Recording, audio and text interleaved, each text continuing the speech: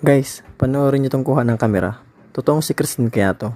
Dami kasing naglabasan niya yung CCTV footage na hindi naman totoo. Panoorin natin to guys kung si Christine kaya to.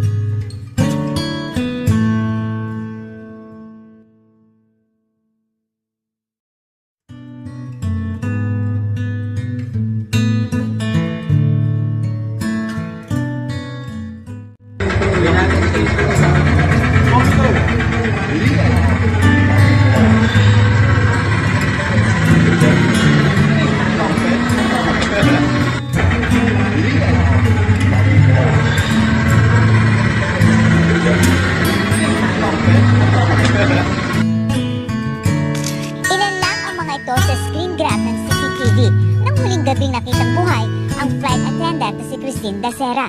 Kuha ang mga ito sa hallway ng tinuluyan niyang hotel sa Makati. Ang isang screen grab may timestamp na 11:38 ng gabi noong December 31. Makikita si Christine kasama ang dalawang lalaki sa labas ng room 2209. Bitbit pa nga niya ang kanyang sapatos at wine glass. Sa isa pang screen grab, may timestamp na 3:22 ng madaling araw ng bagong taon. Makikita ang nakayapak na si Christine na may kasamang tatlong lalaki. Makikita rin dito ang isa pang lalaki na nakatingin lang mula sa isang kwarto. Ilang segundo lang makalipas, makikita naman si Christine nakausap ang isang lalaki habang magkaakbay namang naglalakad palayo ang dalawa pang lalaki. Nakatingin naman ang tatlong iba pa sa bandang dulo ng hallway. Screen grab ng CCTV nakasama sa mga sinisilip na ebidensya ng pulisya para malaman kung ano ang nangyari kay Christine.